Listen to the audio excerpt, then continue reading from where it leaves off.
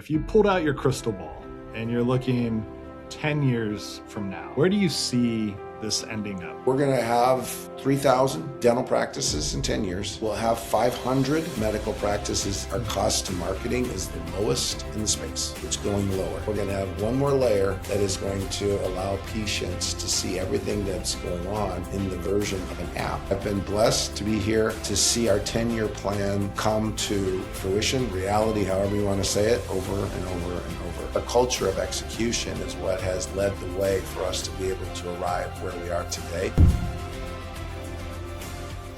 Welcome back to the Dental Economist Show. I'm your host, Mike Huffaker. If you're getting value from the show, please take a moment to like, subscribe, or even better, leave a review wherever you consume your podcasts. It genuinely helps us grow and bring more interesting conversations like this one to you. Today's guest has spent 22 years inside one of the most innovative DSOs in the country, PDS Health, holding roles across clinical technology, professional partnerships, and most recently, building something the dental industry has never really attempted before, a fully integrated medical dental business unit. Joe Feldsien joined PDS back in 2004. Coming from 11 years in sales and marketing at 3M, he's worked across clinical excellence, leadership development, technology enablement, and professional partnerships. Then, in 2024, he took on what might be the boldest role in modern dentistry, standing up PDS Health Medical, a primary care organization designed to operate alongside dental practices with shared clinicians, shared systems, and shared patient records through Epic. He launched it, he built it, and just last month, he transitioned the presidency to a successor. So he's got a very fresh vantage point on what it takes to build something genuinely new inside a large organization. Joe, welcome to the Dental Economist Show. Thanks, Mike. It's good to be here. Thanks for the time. Yeah, absolutely. I was looking at your background and I got excited because your roots were in sales. And as a sales guy, I always appreciate watching just where a sales career can take somebody. And so I'd be curious, when you think back at that time that you spent at 3M, were there any learnings, takeaways, things that you carried with you throughout this journey that you've had at PDS? Of course, there's a lot. There's two things that really come to mind, though, when I hear that question. The first was, I was young in my career. I was 25 years old when I joined 3M. And, certainly there are some excellent mentors that I had, two in particular. One was named George Alto, still may be in the dental industry for Henry Schein today. And the other is Jeff Lavers, who had a storied career at 3M. But those gentlemen had a real impact. George introduced me to Stephen Covey way back when in the 7 Habits of Highly Effective People. Yeah. And I wish I was great at all 7, but the one that has stood the test of time is seek first to understand. And so that whole ability to take in what the customer is giving you and then read between the lines as to what means value to them was central. And so I absolutely loved that. Like I said, it has stood the test of time and has really helped me move forward there. I think the other piece of it, is really, again, when you are providing value to your customer, the product sells itself. And one of the big things that I learned at 3M, and it's really what caused me to actually leave 3M, is how do I solve problems for the customer? If my product can solve a problem, one of their chief limiting constraints, chances are I'm going to create a customer for life. I'm going to create somebody who's advocating for 2 things, my product and me. And that was my career at 3M. And that's really what brought me to PDS, is I spent a lot of time with independent private practicing dentists, and I saw the frustrations that they experienced. And a good friend of mine showed me how their P&L worked. And so when I started to understand how the P&L worked, and I saw the opportunity that presented them, and then I saw the things that challenged them most, I'm like, this is an incredible opportunity. And then that's how I met Steve Thorne and John Thorne and PDS. And that seemed like a natural fit. Yeah. Let's take a step even back before 3M. How did you end up in dental?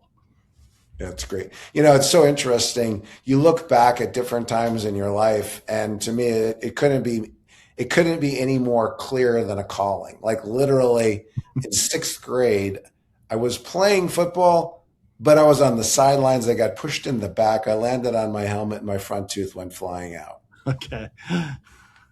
So funny thing about that is my dentist, fixed my tooth. And then way back when, that thing turned yellow about 5 times before I finally got a good permanent. He goes, you should be a dentist. You should be a dentist. And the whole time he's fixing my front teeth, I've got this diastema. And he's looking at it and he's like, oh no, diastemas are cool. I have one, see mine. And so I'm like, yeah, it doesn't look so cool, doc. And so, right, he's convincing me.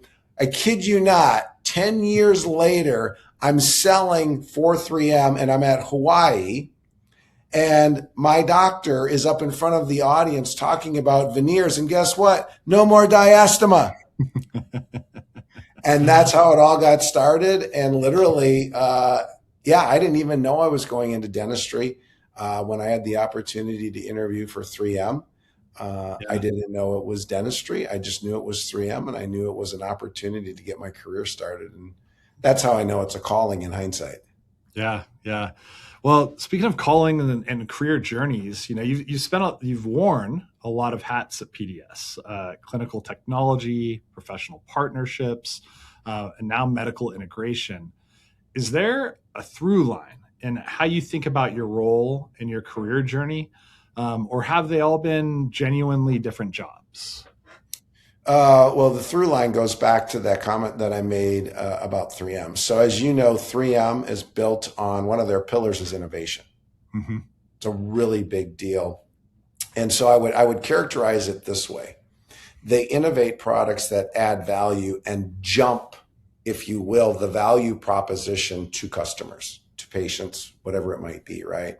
Yeah. And so that was incredibly attractive to me. We had the smallest marketing budget, and yet we had the deepest R&D. And so innovation was core, and I loved it.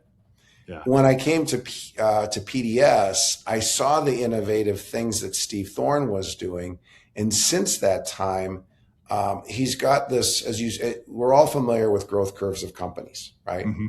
They go up and then they start to ebb. Every time, as a company is going up the growth curve, there are continuous improvements, right? Small things that need improvement, that increase efficiency or increase effectiveness. But so many companies get to the top of the curve and then they continue down because they fail to innovate. Right. What Steve has done a masterful job of is you can't be innovating all the time, but you've got to innovate at the appropriate times. And I know we're going to talk about some of those innovations. Yeah. But if you ask me, one of the reasons that I left 3M is I came across CEREC. And one of my Patterson buddies goes, you got to check this out. And I knew I wasn't going to stay with 3M long-term because, to be honest with you, we're Southern California, Southwest people. And I wasn't going to go back to Minnesota. My wife did a tour of duty up there, and that was one was enough. And so I knew we were going to leave. But then I saw this thing, and I'm like, wow, that is a digital impression material, and that is a digital lab. This thing is going to be cool. So one of the things that I did when I came with Steve, I go, hey, I really think we ought to check out CEREC. I know that it pencils well from a financial standpoint. And I know also that it addresses a lot of the issues, a lot of the constraints that we face in our offices daily in terms of broken temporaries and things like that. And so the through line for my career has been innovation. Whenever there is an innovation to happen at PDS, I tend to be there at the cross section. I tend to play a role, and I always try to help connect the dots on how this works for patients, providers, and frankly, profit. What was the footprint or the size of PDS when you first joined, when you first met Steve? Yeah. So PDS was 65 offices, primarily in Southern California, and we were doing about $100 million in business at the time. Okay. And you talk about how innovation is really a driver for you. When you first met Steve, were you able to get a sense even then that what was being built was going to be something special in the space? Yeah. Yeah. What really stood out to me were really, I would say three things. Number one, it was very clear that this wasn't a branded solution. So all of the practices were locally branded to the community where they were founded, right? So that was number one. Number two was Steve had a vision for partnership. He didn't need it all. He wanted partners because he knew that as he had right partners, he could scale the business faster. So that means he had to give up a little bit of control and a little bit of the financial long-term benefit in order to reap a far more scalable and rapidly scaling product, if you will. So those would be two big things that I saw early. And then I was always asking questions, always listening, always going, what's next? What do you think? Where's it going? And that was before I knew him, as a boss. Yeah. Yeah. I mean, there's a lot of innovative and unique things about PDS, and we'll get into PDS Health Medical here in just a second. But one of the things is financial structure. And when you look at the DSO landscape, certainly out of the top 10, and I think out of the top 20 from my list, PDS is the only that does not have private equity sponsorship. How does that allow the way that you all operate to be different and work as almost a competitive advantage for the business? Well, I think the first thing is it's obvious. The buck stops at Steve. Yeah. Right. And so he doesn't have to look over his shoulder. He doesn't have to give board approval. He knows if it's a good month or a bad month. He knows what we have to do. He works with our CFO closely, to ensure that we're pulling the levers that we need to pull. I'll let you know that we're probably not the most profitable, but if people go out and look at the different, the Moody's and those folks that actually evaluate debt, and they look at the size of our debt, the fact that we're not overly leveraged. If they look at our ratings, we're the top rated on both of those solutions. And we've got some good things happening right now as we're basically refinancing our debt. Our performance is allowing us to drive down our debt, the cost of debt again. And so I would tell you this, even though we're not private equity, we're incredibly gritty. Yeah. We don't take losing money well. We're frugal, but not cheap. And again, that partnership thing that I referenced earlier, that goes beyond just the clinicians. And so Steve has used partnership as a vehicle across the enterprise, including operators, to help just perpetuate his mind, our culture, and what we do. So I would say that private nature of what we do, it keeps us tight as a culture. We're not beholden to anybody else. We don't have to look outside. We don't have to look, frankly, beyond Steve for answers to critical issues. And I think, one of the things that you would see too is as we went through the pandemic, when this team went through the pandemic, it was incredibly inspiring how they addressed it, because again, we didn't really have a backstop in that case. It was us. Yeah. We fail, we're done. And this executive team just did an amazing job of navigating that well. And so the other thing, though, that it does is it allows us to take on some risks. It allows us to do things like the Epic build, which was not small. Yep. and it was time consuming.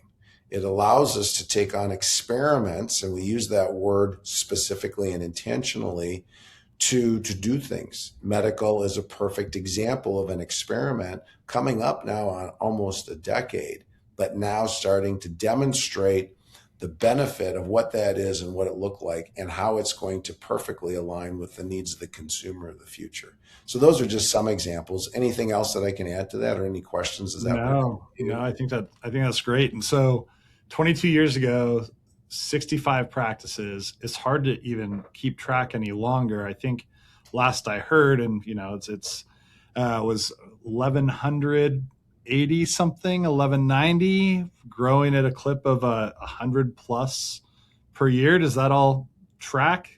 That jives. That's perfect. That's exactly where we are, and growing fast.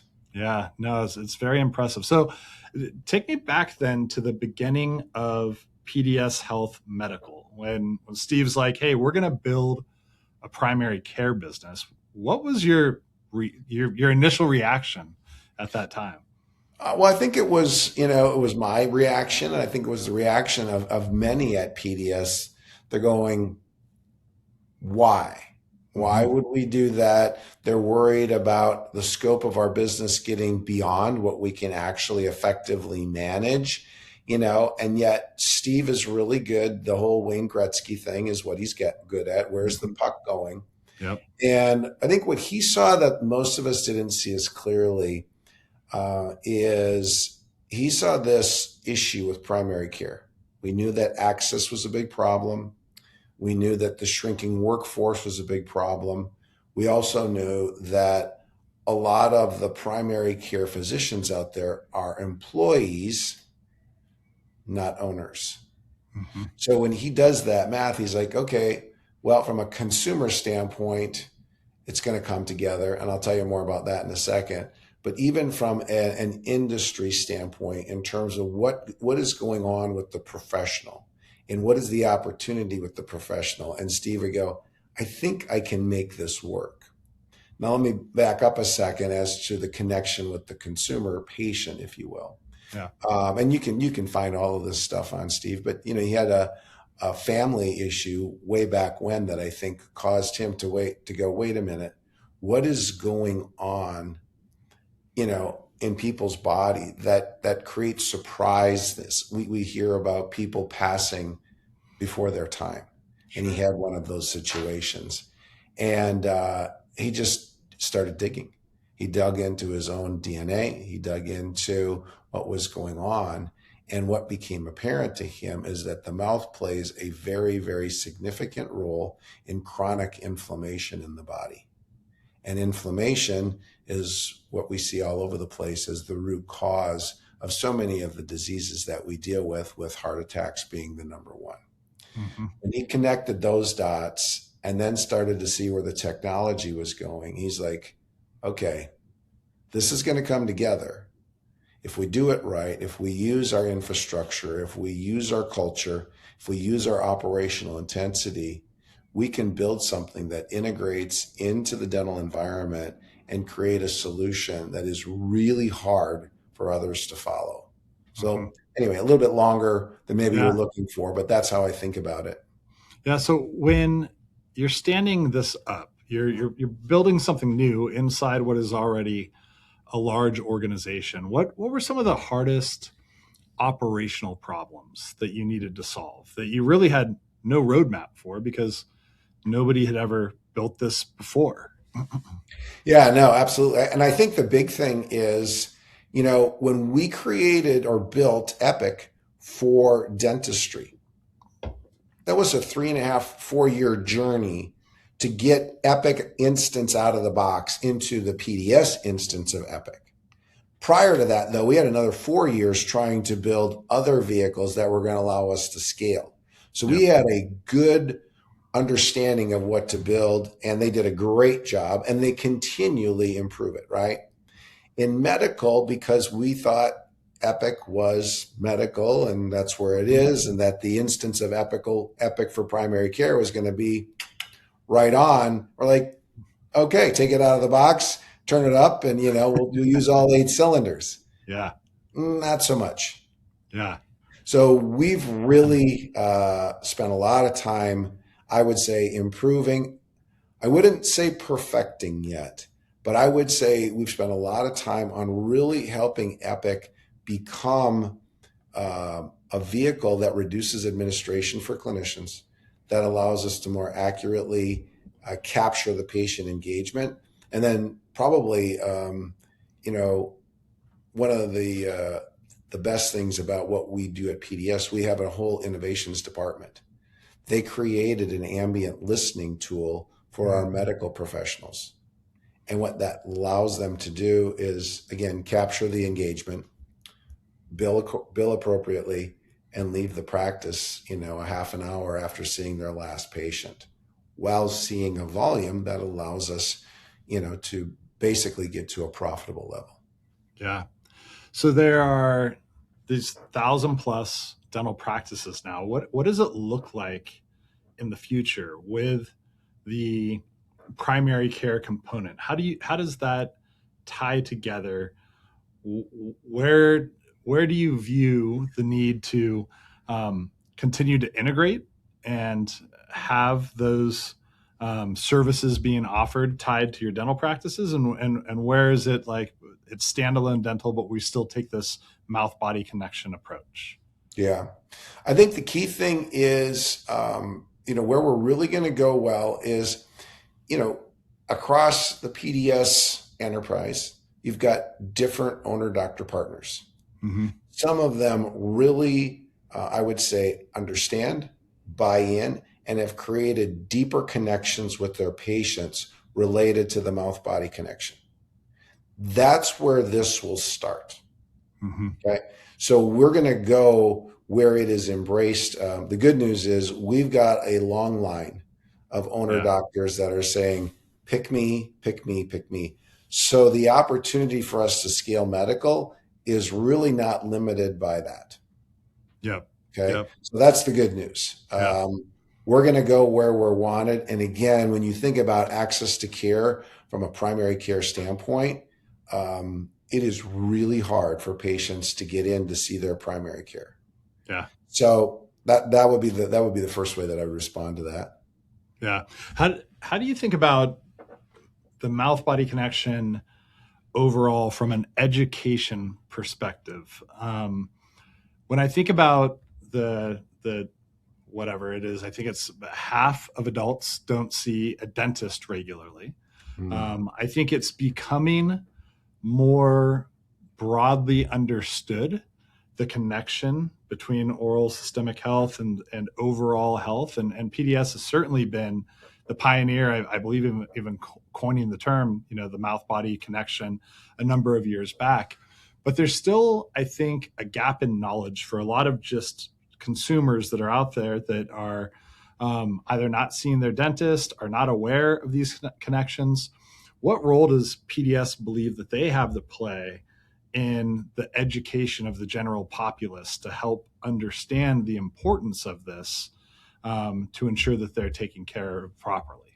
Yeah, I think it's a great point. So number one, I think to whom much is given, much is required.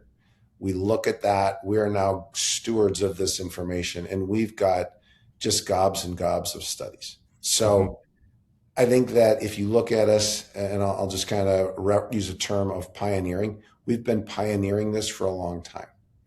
One of the things that we are doing now to propagate this and to propagate the idea of integrated primary care in dental is we're spending a lot of times with large health systems. Okay, so you can only imagine, I'll just use broad terms, but like the Dignities of the world, the Adventists of the world, all of these large health systems, they're also suffering from a lack of primary care. They're looking for solutions and they're looking for partners and they're talking to us. So the first thing that I would say is they understand better than the general population the integration between the mouth and the body. Yep. So that actually gives us a platform to touch more people more frequently. And so the reason that I bring it up is we're actively looking for those partners because they have larger platforms and they can help us propagate this message. Secondarily, even though PDS practices are all individually branded to the community, there is a through line through all of those, and that's the smilegeneration.com. So the Smile Generation is growing in its impact, growing in its relevance to our patients, right? And as they're coming into our environment, two things are happening. The Smile Generation is informing what they should expect for their visit. Mm-hmm.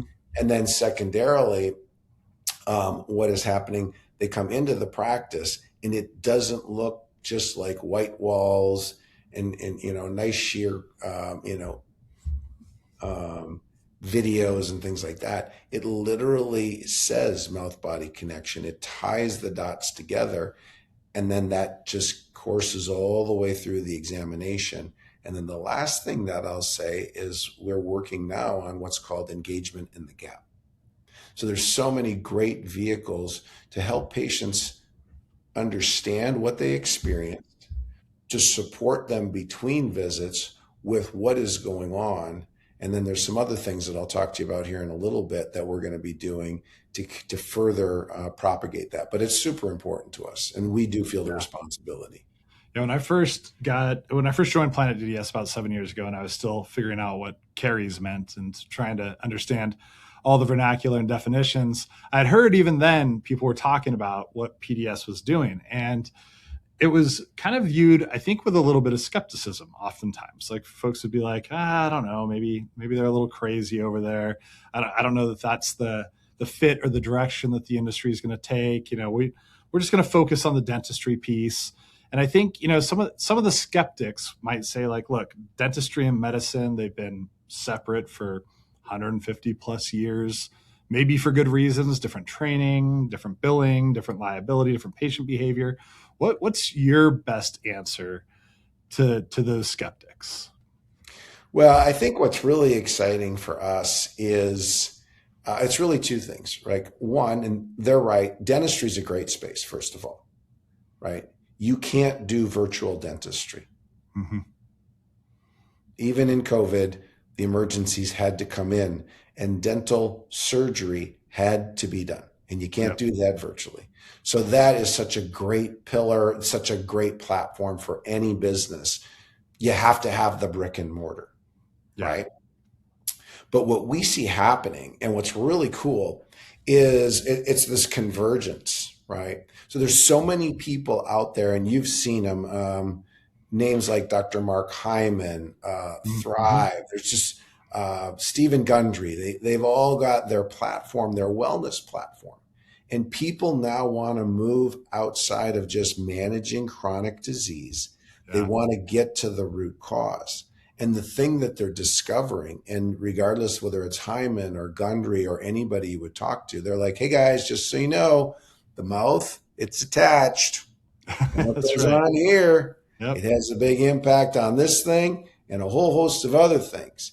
So as that's coming together, the other thing that's happening is we believe, and I'll coin Steve's term, saliva is the new blood. Mm-hmm. Okay.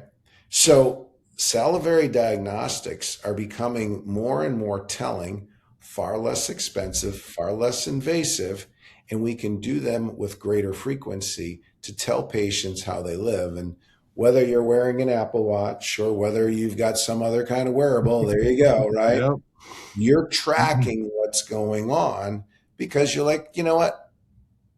I don't know if I'm going to live any longer than I'm supposed to live, but I certainly want to live well with the life that I have and the years that I have remaining. And I think that is one of the best things about what we're doing at PDS is, again, Steve, seeing all these things come together, we're going to have a great brick and mortar solution that is going to scale like crazy.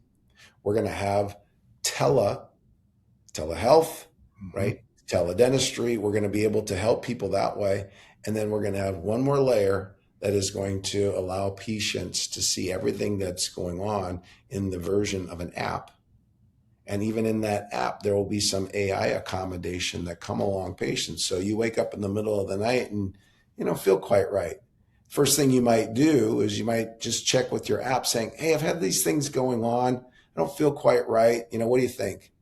And your AI tells you, well, Mike, I think you're going to be okay. Take a couple of aspirin, and then tomorrow morning you might want to call, Dr. Kakwani over there at Tempe Modern Dentistry, and he'll help you out or something like that. Yeah. But that's very real.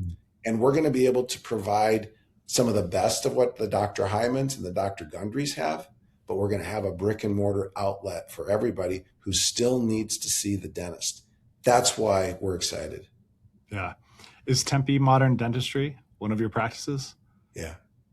I drive by it all the time. So it's a fantastic building. I'm actually looking for a new dentist, so maybe I'll have to pop in there. So there you go. I've got some suggestions for you. I'll give you more than one. Okay, fantastic. So correct me if my number is wrong here, but you now have 14 primary care practices. Is that 15. correct? 15. And we've got a couple more that'll open this year.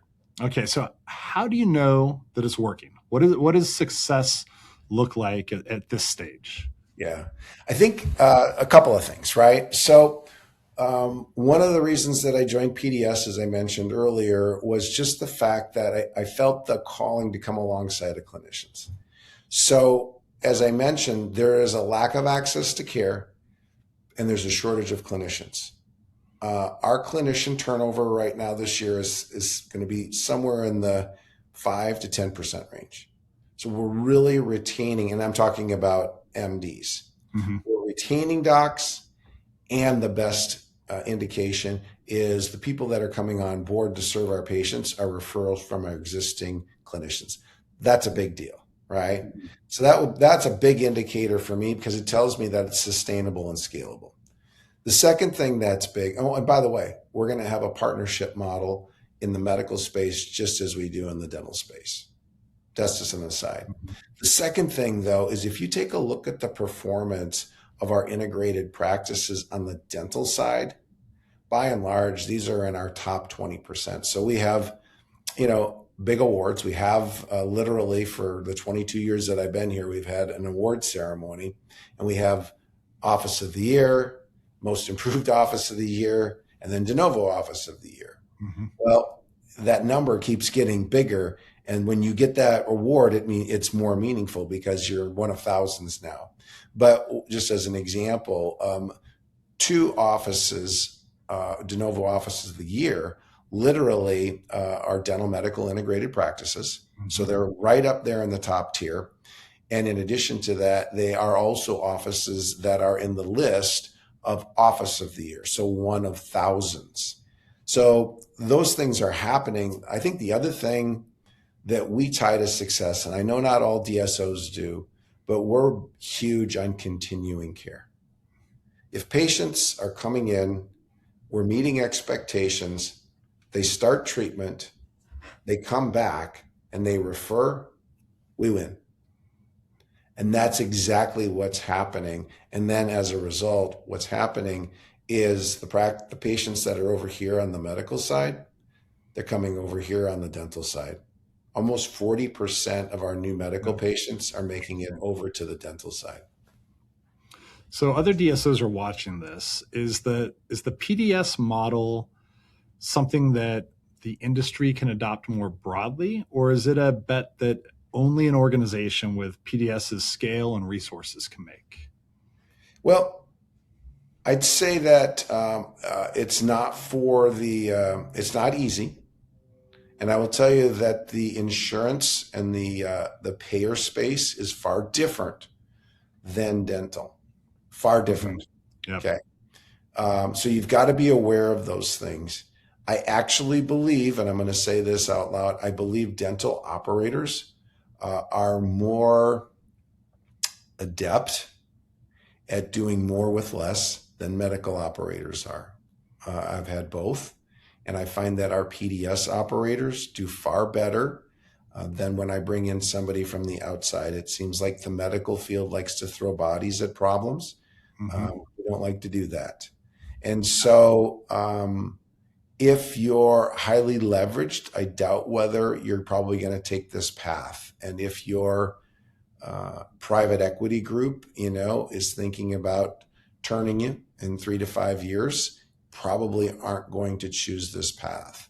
But I do think that there is room. I do think there is opportunity. And I think I think others will follow. I don't think a lot will follow. Yeah. I want to talk about technology for a bit, because you've mentioned Epic Wisdom, the build out of the software specifically for dental practices, which really did not exist as part of Epic's portfolio before. And, we talked about a lot of firsts for PDS. PDS has done many things. I've been the first one to do it. You've also been the first one to, at a scale of 1,000 plus practices, do a core system of record replacement. And so I looked at that, and I think it's just, it's incredibly impressive, but also there had to be so much heartburn throughout that process. It's a cultural shift. It's a change management nightmare, I think people would say, going from, I think at the time it was QSI, moving into a new product that you were co-developing that likely had gaps in where you wanted it to be as you were rolling it out. How did you all determine that that was the right path to take, and then set yourselves up for success in implementing at scale in what I think was actually, all things considered, a relatively short period of time as well? Yeah. So I think, again, as I mentioned earlier, we've got this continuous improvement engine that's always at work in the background. And then every once in a while, we'll do an innovation. That innovation has created muscle memory for us in terms of project management, and we would call it program management. Way back when, Steve went to digital x-rays. Mm-hmm. And that was a big shift for everybody. And those digital x-rays included intraoral cameras. When I came on board in 2004, we went from paper charts to digital charts. Mm-hmm. I want to talk about stress. We had people literally scanning paper charts into QSI, and it was like, oh my goodness. So we hired people. That's all they did all day long was scan charts. But it was done very methodically and very systematically. And every time we've done it, it's just we put a turn on it and we've gotten better. And so that digital transfer is huge. But I would actually say moving from paper charts into digital was harder than moving from QSI to Epic, if you can imagine that. Yeah. So that's the first thing. The other piece, and maybe you want to go down this path, our first month on Epic in our pilot offices was April 2020, if that rings any bells. Yes. Yeah. Right when lockdown first started. In the thick of it. Yep. It was crazy. Yeah. And there was a lot of learning. I mean, it was, the platform was okay. It certainly isn't it wasn't what it is today. Right. But even just the change from QSI and the DOS-based commands to a Windows-based environment. And then Epic is known to be a little click heavy, mm-hmm. if we're honest. And it was far more click heavy then than it is today. But that was a lot. Yep. It was a lot. The key thing in all of it, again, I talked earlier about the opportunity for us to scale medical. We're going to start where we are wanted. We're going to start where we have the best opportunity to succeed. And that's what we did with Epic. We went mm-hmm. into offices where owner doctors were like, I want to get into the mouth-body connection more deeply. I want a broader health history for the patients that I see so that I can help them navigate the root causes causing them problems today. That's where we went. That's where those folks demonstrated the greatest perseverance, the greatest patience, and the best source of feedback to make great improvements to the platform. Yeah.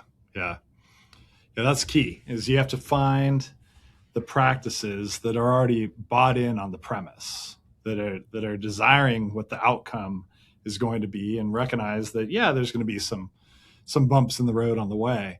So April 2020 was first install. When was project completion? Yeah, literally, it was probably 24, 25, about 5 years in. We had every practice, existing practice on Epic, and we did it generally by geography. So Mhm. it was a lot easier for us to go into a geography, train everybody up, say, okay, you guys are all each other's buddies. Now let's move this forward. And again, we did it by and large. We started in Southern California, where our base is the strongest, our advocates were the strongest, our partners were the strongest, most bought in. They demonstrated the success that was possible, and from there it cascaded throughout. One of the things, though, that far fewer people think about or know, though, and it goes all the way back to the question about private versus private equity. Private doesn't mean that everything is a gift. It doesn't mean that, Steve basically sucks up all the costs and basically everybody else gets a free ride. All of these practices paid for their instance of Epic, and all Yeah. of the new practices pay for the new installation of Epic that they're going to experience going forward. And again, not inexpensive, but we all are bought in together on the impact that this is having. And so we're all paying appropriately and accordingly, for the cost that comes with it, because we believe that the value is far exceeds the cost. Now, did you wait to start standing up the primary care practices until the Epic project was complete, or were those running concurrently? Um, Yeah, so I would say that the pilot or the experiment that we had going, that was on QSI initially, and we okay. didn't move off of QSI really until the Epic installation was pretty much done. And then we moved from QSI Medical to Epic Medical because it made the most sense for us to do. And so I would Yeah. say, yeah, we finished the job when it came to Epic installation on dental, and then we went there on the medical side. Now, you said you're going to go where you're wanted, but if you pulled out your crystal ball and you're looking 10 years from now, where do you see this ending up? Sounds like the model is working. You have very clear ideas about what you want it to look like, what success looks like. What does this look like at scale? What does scale even mean? Yeah, I think it's great. So if you look at our 10-year plan, we're going to have 3,000 dental practices in 10 years. Hmm. We'll have 500 medical practices integrated in those. And I don't think we're going to go into many more states. I would Yeah. say strategically and selectively, we'll expand into some states. But what we really want to do is where we've got a presence in a market, we want to expand. We want to become the choice for patients in those Yep. markets. And density has always been a driver for us. We're pretty dominant in Southern California. We Yep. want to continue to make that part of who we are in other markets as well. And so I would say that that would characterize it. Maybe 3,000 practices, 500 medical, fully integrated. And then again, not a lot more states, but a lot more density and in some cases dominance in some of the MSAs that we participate in. How many states is PDS in currently? 24. 24. Okay. What are some of the other benefits that you get from geographic density?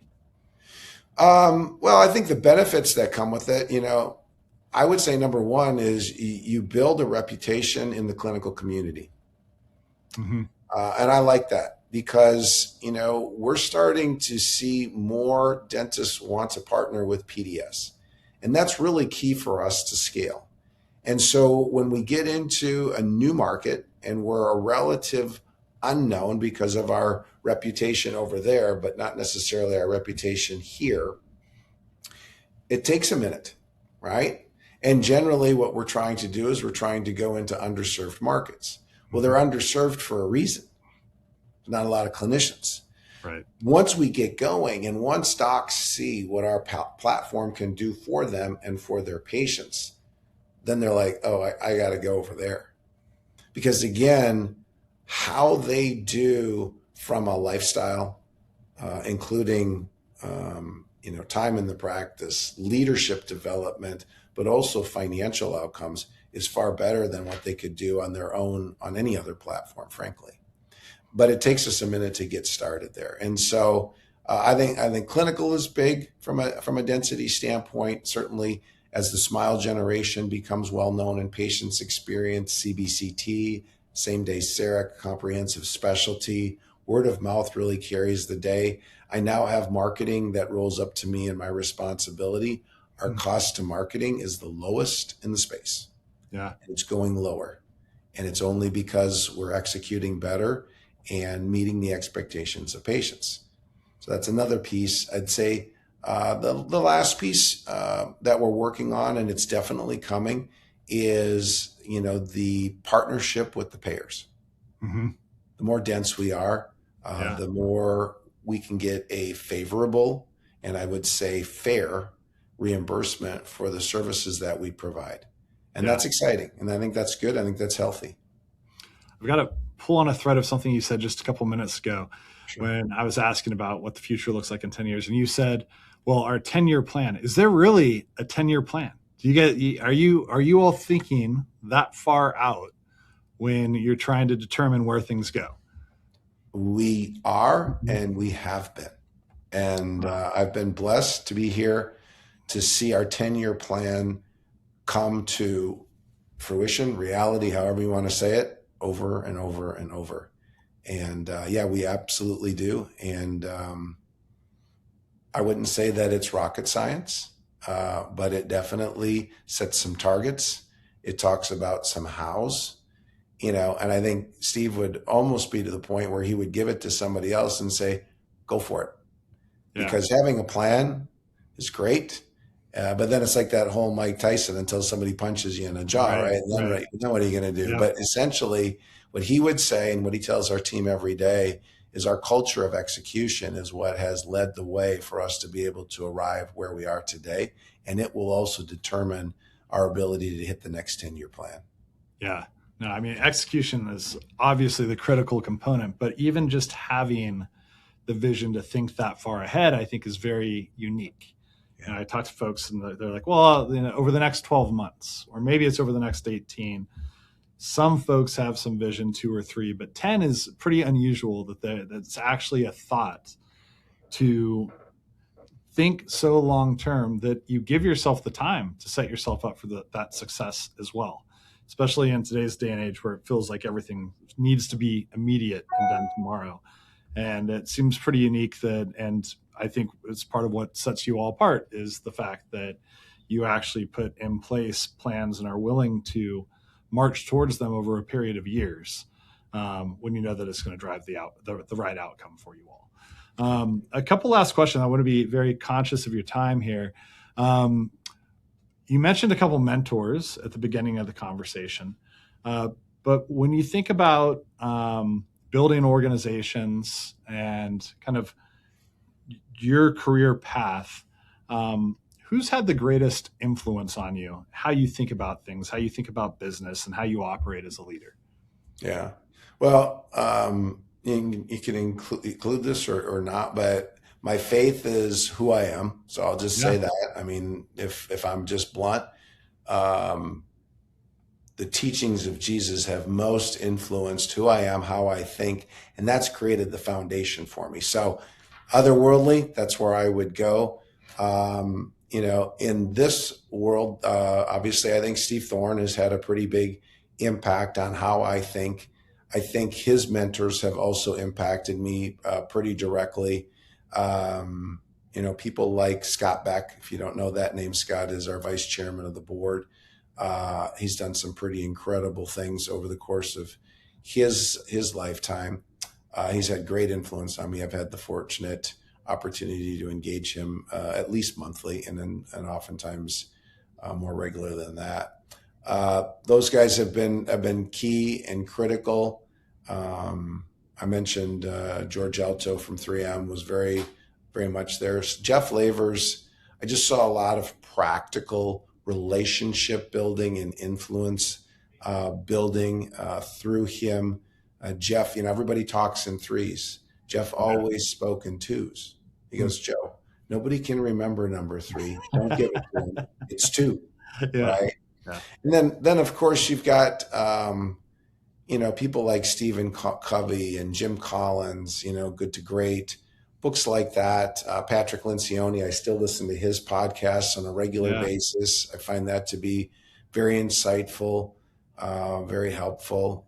Then there's another gentleman who actually works very closely with us here at PDS, Henry Cloud. He's got the book series called Boundaries. That's right. Yes. He's excellent. He helped us build our leadership structure. We have our own leadership school, leadership structure. He's formative in that. And I've had the blessing of spending a lot of time with Henry, and just a wonderful person. So those are a few names that have really been and helpful in my career. Yeah, that's fantastic. We could do, I think, an entire episode on just the last 3 minutes of what you answered, because there were so many different strings to pull there, conversations to have about those books, approaches, mentors. But we'll have to save it for another time. Joe, I really appreciate you coming on the pod. Very much enjoyed the conversation. Thank you. Absolutely, Mike. My pleasure. Thank you. A lot of fun. The Dental Economist Show is brought to you by Planet DDS. To find out more about how cloud-based dental software by Planet DDS helps unleash dentists and their staff to focus on patient care, visit www.planetdds.com. Stay tuned for upcoming episodes by following wherever you listen to podcasts. Thanks for listening.